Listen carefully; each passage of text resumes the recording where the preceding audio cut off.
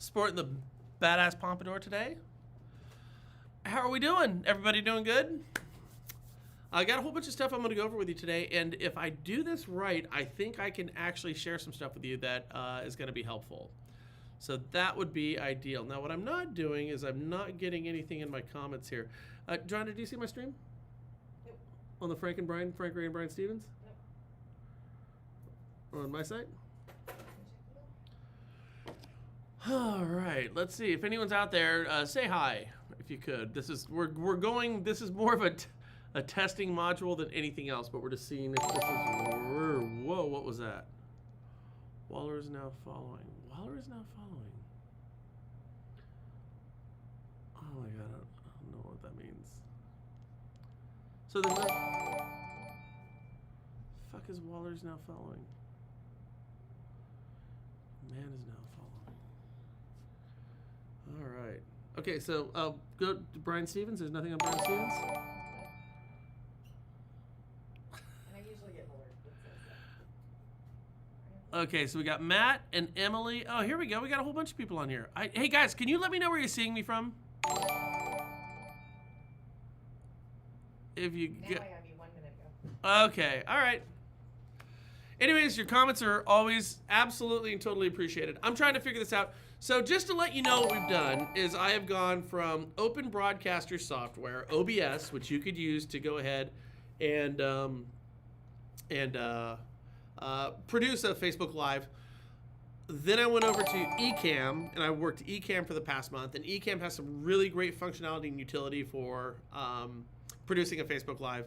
Then I went over to Streamlabs OBS, and Streamlabs OBS is the one that I'm testing out today. The benefit of Streamlabs OBS is that it will allow me to go live to multiple Facebook pages, YouTube, Periscope, Twitter, all that stuff at the same time.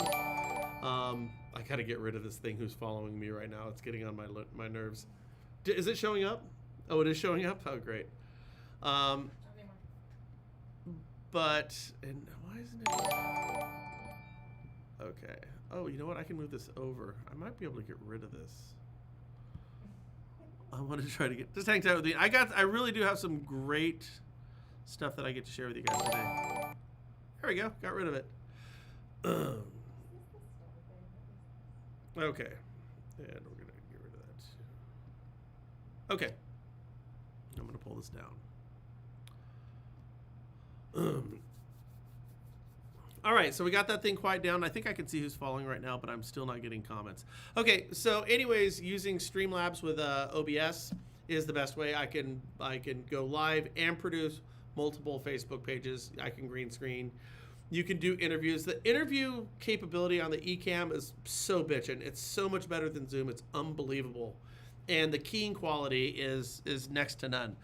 My video quality on this one isn't as good as I'd like it to be, but seeing as you're probably watching this on your laptop or your desktop computer and I'm about this big, it's not that big of a deal. I don't actually need to look like, Iron Man or something.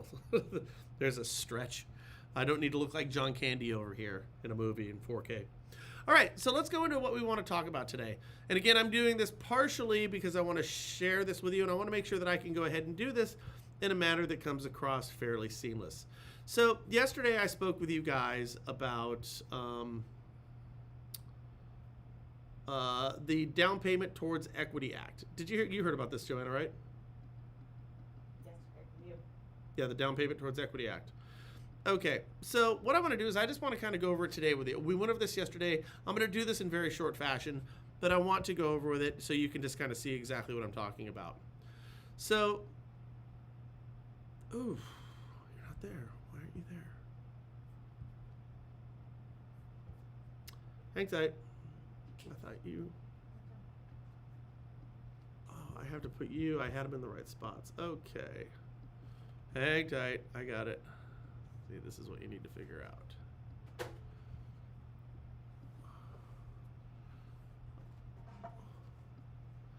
Is that your... Okay, yeah. Let me just... Oh.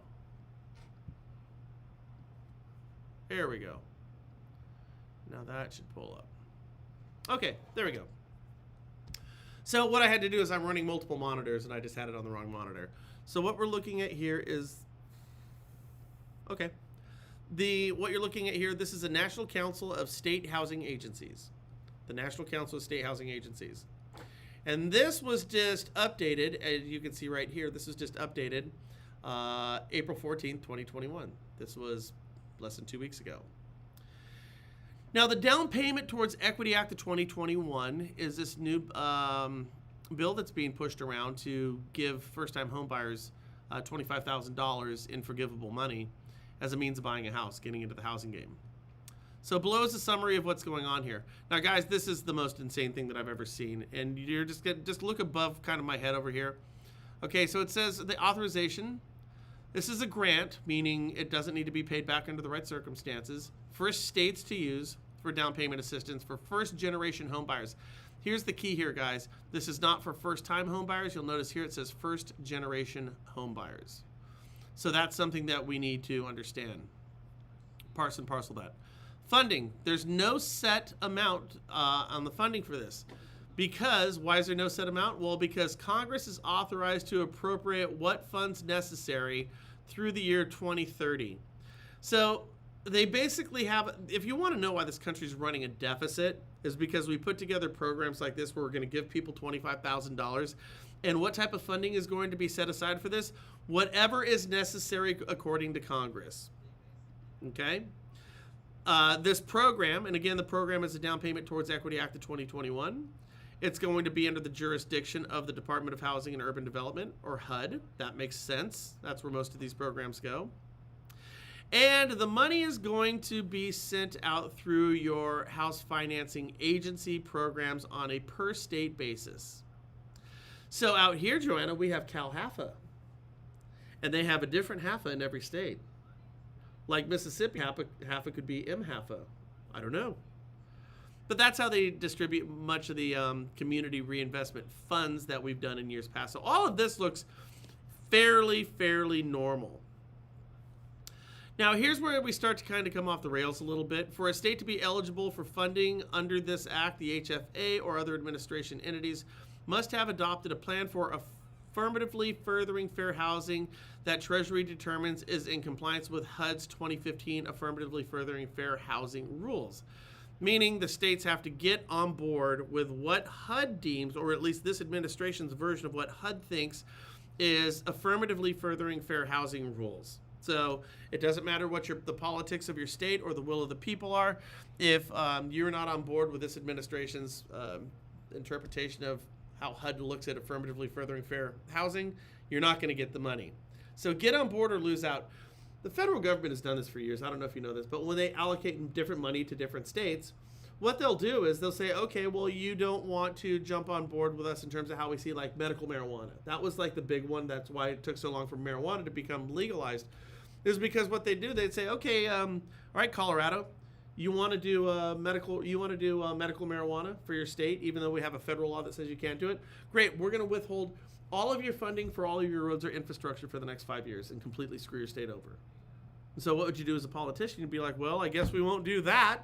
You know, so the federal government has always kind of approached state autonomy with a certain level of reverence. No, let the states decide. We revere state independence. But do we really? And the fact of the matter is we don't. And this is another example here of how on a Fed level they're saying get in line with us or you're not getting this money. Okay. So again, I just want to keep going over this with you guys for a couple of minutes here. Grant formula, we don't really care about that. Here's what let's see. Use of funds, all right, we don't, admin here. This just goes into how the money has to be used. The guarantees can use 5% of the grant amount for admin costs. So if a state or their HAFA gets a certain amount of money, so much of that can be allocated towards the infrastructure of who's going to be taking the applications, stuff like that. The other thing is when it comes for admin use is how much money is going to be used for first-time homebuyer seminars, webinars, and shit like that. Okay, here's where this whole thing starts to fall apart. And again, guys, it is worth pointing out that this is from the National Council of the State Housing Agencies, and this was released, by the way, by the House Financial Services Committee. The House Financial Services Committee is chaired by Maxine Waters of California. Though she's not in California right now, She's up drumming up discontent in the state of Minnesota right now. Don't know why she's there, but that's what she's doing. Okay. So this is where this whole thing kind of falls apart. Funds under this act can be provided to first-time homebuyers who meet income requirements and qualify as to what the act terms first-generation homebuyers. So remember, this is not for first-time homebuyers. This is for first-generation homebuyers. A first-time homebuyer, as you guys all know, is somebody who hasn't bought a house in the past 3 years. But a first-generation homebuyer is, look at this, guys. This is crazy. The Act's definition of first-generation homebuyer is any individual whose parents or guardians, 1, never owned their own home during the homebuyer's lifetime. In other words, your parents' decision-making 50 years ago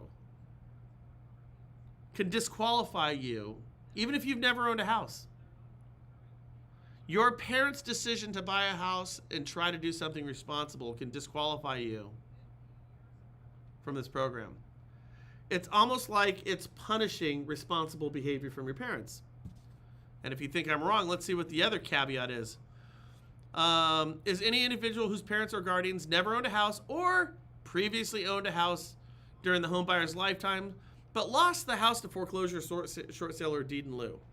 In other words, if your parents bought a house and paid that house off and did the responsible thing and was engaged in conspicuous consumption, buying toy haulers, sea-doos, motorcycles, entertainment centers, and over-leveraged themselves and then ended up losing their house, they never did that and they paid their house off, you don't qualify for this program. Same thing as college admissions. Right. If your parents went to college, Right. sorry, you're out of luck. Right. And in this case, if your parents did have a foreclosure, if they never owned a house or they had their house foreclosed on, then you are eligible for the $25,000 in part. What are we rewarding? I just answer me that. I'm not trying to make a judgment here, but what are we rewarding here?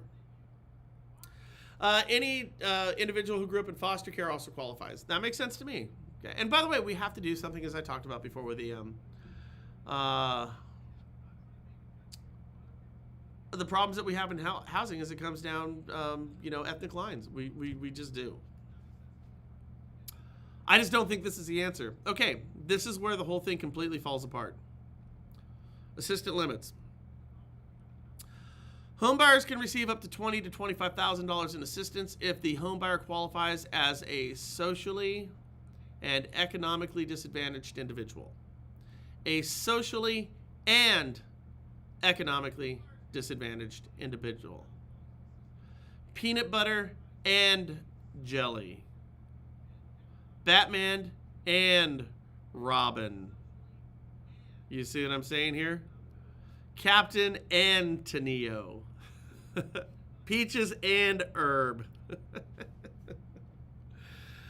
Laurel and Hardy. Okay? So you don't have a peanut butter and jelly sandwich without the jelly. It's a peanut butter and jelly sandwich. It's not a peanut butter and or jelly sandwich.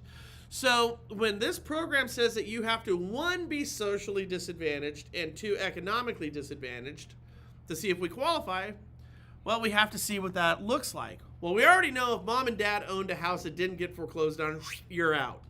You're out. Okay, so economically disadvantaged, that's a fairly simple thing to figure out.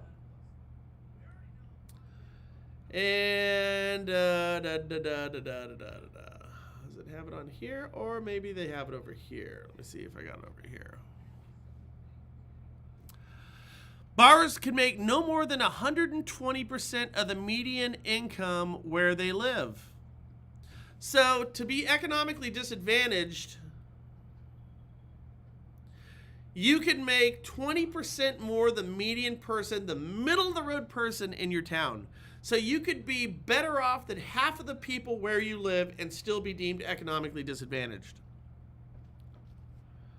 Or if you live in a high-cost area, you can make 120%, you can make 180% of what people make in your area.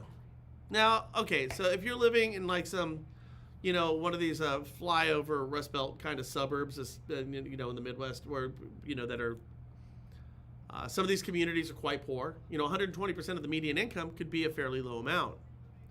But when you get up to 180% of the median income for an area, that's almost twice as much as Jane or Joe plugged right into the middle of the income earning for your personal demographic as an individual, married couple, or whatever the case may be. If you're making 180% of that middle of the road person, you're doing pretty good. So for them to say that 180% of the median income for the area that you live in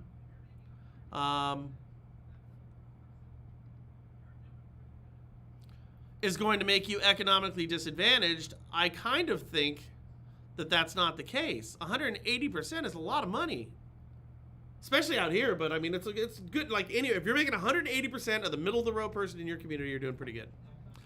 Okay.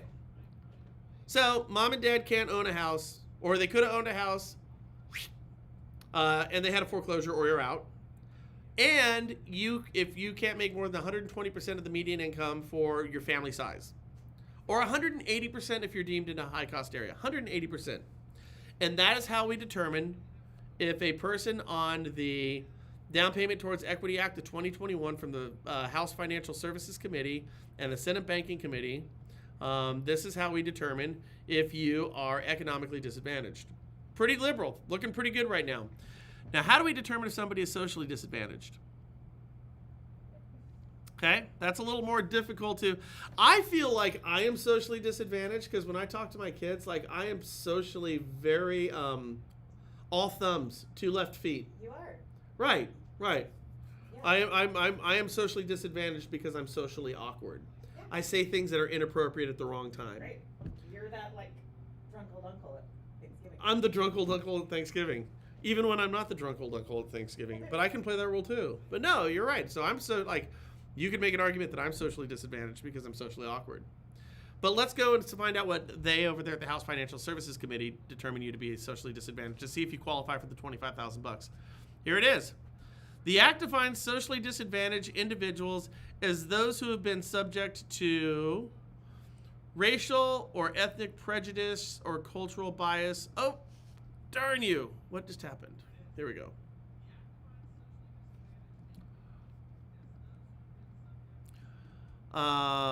Have been subject to racial or ethnic prejudice or cultural bias because of their identity as a member of a group without regard to their individual qualities. An economically disadvantaged individual is one who meets the bill's income requirements. Okay, so this is a little slippery now, isn't it too? Because you have to be somebody, to be socially disadvantaged, you have to be somebody who's subject to racial or ethnic prejudice or cultural bias, regardless of your qualities. So then how do we determine what your qualities are? And then how do we determine if somebody has been prejudicial to you based on these qualities which are not really qualifiable? Like what might be awkward to you might be charming to somebody else. I'm just saying, right? I mean, there's somebody out there for everybody, but we're not all everybody's cup of tea, are we? We're all different. So what are our individual qualities, and how do we gauge, what do we gauge this against in order to make a determination? And then how do you qualify racial or ethnic prejudice? Like and I'm not saying it doesn't exist, guys. This is where this shit always comes off the rails. It does exist. I get it. I'm just saying, how do we qualify it? So we have to have a certain level of clarity, or we have underwriting guidelines to be giving away $25,000 in pooled tax income that we all created collectively for the greater good of our society. Well, we want to know how we're going to qualify this. Well, they make it very clear how we qualify this. Here's what it is. So how do we qualify if you've been disadvantaged because in lieu of your individual qualities? Well, they say it right here. And again, this is not me. This is from the House Financial Services Committee, and this is the bill that's trying to get passed to give $25,000 out. And the $25,000 is being given before the close of escrow, not after the close of escrow. Any individual identifying as Black, Hispanic, Asian American, Native American, or any combination thereof will be presumed to meet this definition. So As long as you're not white, you're going to be socially disadvantaged. Right? Any individual who does not identify as such, which means if you're white, you'll have to prove a preponderance of evidence that they're socially disadvantaged. I'm not making a judgment on this. I don't know how you do that. I don't know how you would do that. There's a lot of money at play here, guys. This is $25,000 that's given before the close of escrow that could use to buy down your rate, pay your closing costs, or a down payment, or any combination thereof, and it's forgivable in 5 years. $25,000. You do this for 4 people, it's $100,000, right? You do it for 40 people, it's $1 million. You know, you do it for 4,000 people, it's $100 million. Like, there's a lot of money in our collective pooled taxable income that is being reallocated for this program.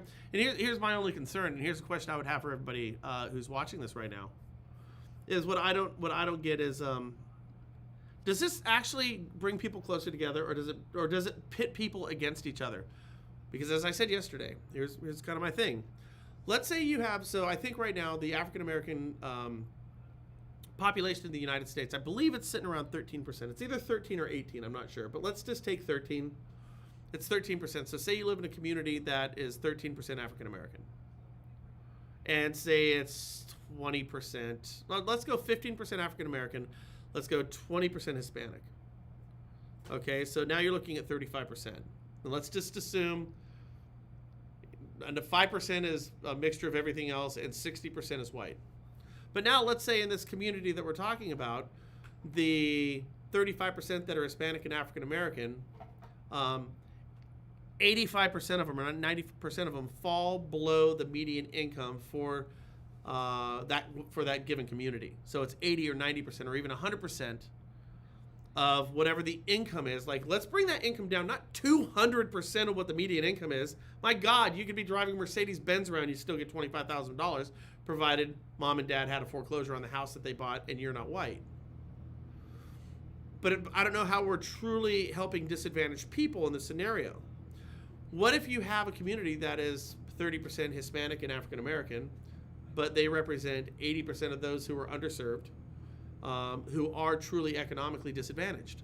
Say it's 90% who are economically disadvantaged. These numbers, sadly, are going to play out fairly well. When you look at I'm actually even okay with the multi-generational home ownership, because we have to have more African Americans who own homes in this country.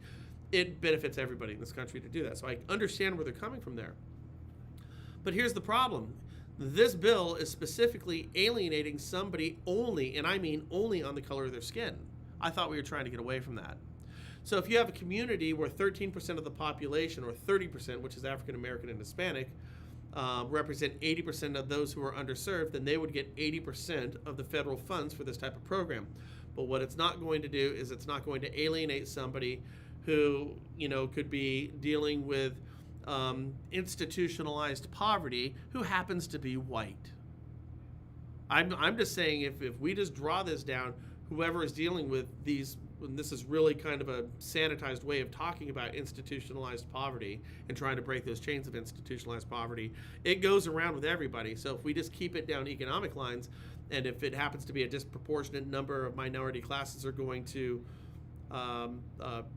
have deeper institutionalized poverty, or happen to be lower down on the economic social rungs, then they're going to get most of the money. But we do this and not alienate anybody in the process. Because, like, seriously, as far as I'm looking at it, and this is, I just can't believe this hasn't been thought through from a senatorial level, right? I can't believe that the House or the Senate hasn't looked at this bill and said, okay, if we pass this thing, will this bring us as a society closer together, or will it put us further apart? It strikes me personally as something that's going to put us further and further apart. And as I said, the other parts with the program, we don't need to go into it right now, because this is just all maintenance at this point. But what it is this is good with your Fannie, Freddie, or Ginnie products, your FHA. You can do this with USDA, all your conforming agency stuff, which is great. It's all great. The money's going to be administered through HUD, as we talked about before, and you're going to have to go through some type of first-time home buyer first-time home buyer training that you're going to have to, some courses and classes you're going to have to do, all that stuff. Make your payment, you know, that type of thing. But a pretty interesting, this is a very odd way for us to really try to deal with some of the disparities that we have when it comes to housing right now. I've never seen anything like this. And it just really kind of speaks to, you know, the direction our country is going right now. And it's, I just don't know how this brings us closer together. I'd be kind of curious to see how you guys felt about this as we're going forward. Let me see. Well, I'm hoping that this whole thing kind of looks like it turned out okay. Okay, so I don't know if you guys saw this, but the cFPB is cracking down on mortgage servicers. They've been talking about this. This is so funny because they've been talking about this for the past few months. I mean, with all this very threatening, hyperbolic language. Well, it turns out now they are. And that means that the servicers aren't doing the things that the cFPB wants them to do. Now, you may recall, the cFPB, the Consumer Financial Protection Bureau, said as people come out of their forbearances, you're not allowed to have these people go into foreclosure, even though that's where half of them belong. You're not allowed to go ahead and do this. We don't know how you're going to fix it, but you need to fix it. We're not going to give you any type of guidance, clear or otherwise, but fix it or we're coming down on your ass. We are going to rain fire and hell down on you servicers. And their language was really frantic, and frankly, it reeked of desperation. So now it just comes out that the cFPB is now, in fact, cracking down on mortgage servicers. The threats are gone. The cFPB is making good on its threat to police mortgage servicers. In late January, the agency released a series of authority actions warning servicers that they need to do the right thing by consumers, as we just spoke about before. They said that they're very concerned. They're watching closely because they could not deal with their words, not mine, the tidal wave of foreclosures. Okay? Companies should have had sufficient time to adapt to the pandemic and should now be able to adequately to comply with the law and respond to enforcement actions or supervisory actions without the flexibility afforded under the statement. So it's really interesting. The Bureau's coming out and saying, you know, these servicing companies with a record number of people in forbearances that we've never seen before in the history of the country, that is twice as high as anything during the last once-in-a-lifetime meltdown that brought the world economy to its knees. Yes, we're twice as bad now with people not making their payment. And we have a global pandemic, the first one since monkeypox or chicken pox or whatever the pox were back in the Spanish influenza. That's what it was, the Spanish influenza. The first global pandemic in 100 years. Yeah, you should have had adequate time to figure this stuff out without any input from us. And now we're going to come and kick your ass for it. Companies should have had sufficient time to adapt to the pandemic. Who in their right mind feels like you've had sufficient time to adopt with the crazy crap that's rolled down over the past 12 to 14 months? So the next day, the cFPB released their compliance bulletin. Unprepared is unacceptable. We talked about that on April 5th. They proposed taking the issue into your own. They want you to take, as a servicer, to take issues into your own hands. And understand this, at the peak of forbearance, did you know that there were nearly 6 million borrowers that were in some form of forbearance? The funny thing is they're saying half of those, according to the Mortgage Bankers Association, half of those 6 million have left the forbearance. Here's the question you need to ask yourself. Of the nearly 3 million people, of the 6 million who've left forbearances, how many of them are currently current on their mortgage? How many are still behind? How many are making full payments? Or who are making partial payments? Or who are making no payments? And the answer is a lot of those folks are coming out, getting modifications on their mortgages. The services are doing what's being asked of them. But a lot of these folks simply aren't making their house payments. Realty Track says, I think the math speaks for itself, how well the forbearance program has worked, and it's one of the few times in my career that I have seen a government initiate a program adopted as well and executed as well by the industry as this one. Oh my God, there's no way he believes that. This is pandering at the highest levels of government.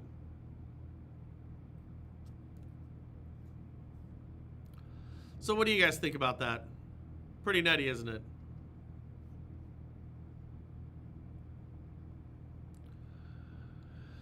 So anyways, I'm gonna let you guys go here. I hope this looked good. What I was doing today is really just trying to figure out if I'm going to be using my OBS software, if I'm going to be using eCams, or if I'm going to be using Streamlabs. Right now, Streamlabs with OBS seems to be the winner. I hope this was a little bit helpful for you guys. We'll be back with some more original content tomorrow and Thursday, and hopefully we'll find something a little bit more positive.